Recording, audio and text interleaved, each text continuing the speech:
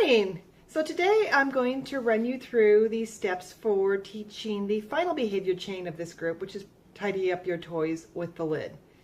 And this is a multi-part trick,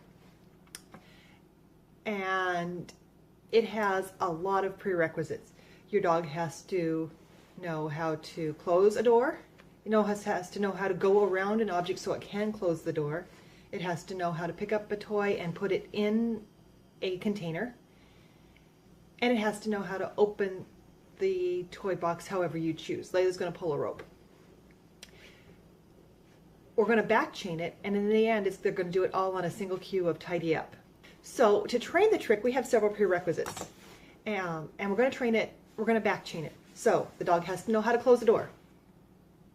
The dog has to know how to go around an object so that it can get in position to close the door. The dog has to have a drop into a container. The dog has to have a pickup from a stationary location. And the dog has to have some way of opening the door, which in Layla's case is pull a rope. And that is, we taught all of these actually in earlier steps. But make sure they're all fluent. So what we're going to do is we're going to teach the dog, we're going to combine going around with closing the door. When they can do that, we're going to go with putting the toy in the box and going around and closing the door. And we're going to cue all of these. Now when you get to the going, but before we move to the next step, we're going to see if they can do it on a single cue. So behind, close the door, just close the door. And in the box, and see if she'll just follow the next things because they came next anyhow. So if I tell her to in the box and she can go around and close the door, she can do those 3 behaviors, she's ready to do the next one. Every time we're going to go back and we're going to add all of the cues. So the final one is pulling a rope to open the door, put it in the box, go around behind, close the door. When they can do that, then you're ready to add the tidy up cue, still cueing everything. And then you're going to have them tidy up and see if she can open it without a hint. But don't expect her to do the whole thing. It's like tidy up and see if she'll open it. Help her with the put it in the box, in the round, in the close. And then maybe tidy up, see if she'll open it, put it in the box, skip the behind cue, but send her to close it. And then you're ready to say tidy up and see if she can put all of the behaviors together for you. If she starts to stumble, help her. This is a really tough behavior chain. And finally, you can tell them tidy up, have them do the whole chain without rewarding. And do remember to reward at every step as you're training. Don't ask for this multi-step behavior chain with no rewards. I would suggest that even after the first time you get it on cue all on once, you're going to go back and you're going to help them for doing the parts. Because if the last thing they do, if they only get rewarded for the last behavior every time, especially with this trick where all of the behaviors are right there in their face, they're likely to open it, run around and close it. They're likely to skip the middle part. Just because that's the part that gets the cue. So do reward the dropping in the box periodically as you go along in your training. All right, so that's tidy up your toys. And let's see how it looks with Layla doing it.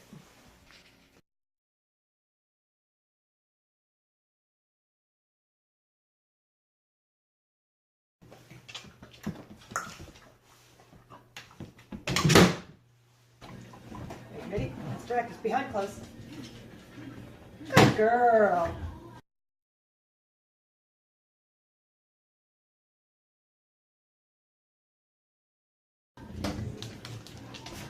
Ready? In the box. Behind close. Good girl. Ready? Layla. Good. Good girl. Very good.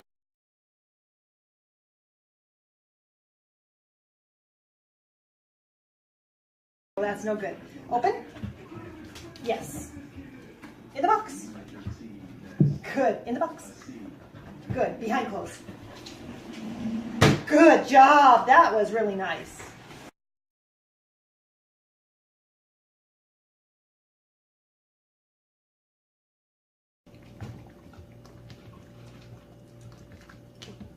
Tidy up. Open. Open. Good girl. In the box. In the box. Good. Close. Good. Good girl.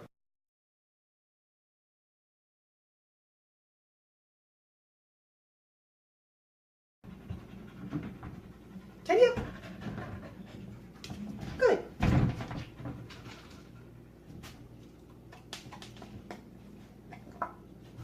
Good.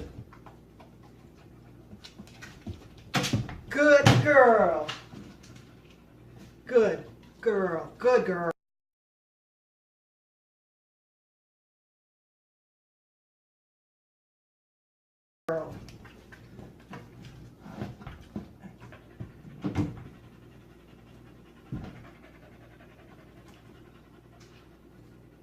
Tidy up.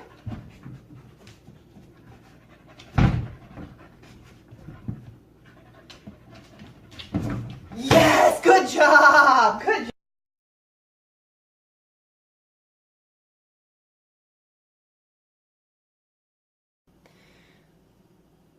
Now, this was one of the harder tricks I taught for this Spark team. And in fact, the other two behavior chains are in this Spark team because at one point I was not sure I was going to be able to get this trick on a single cue for you.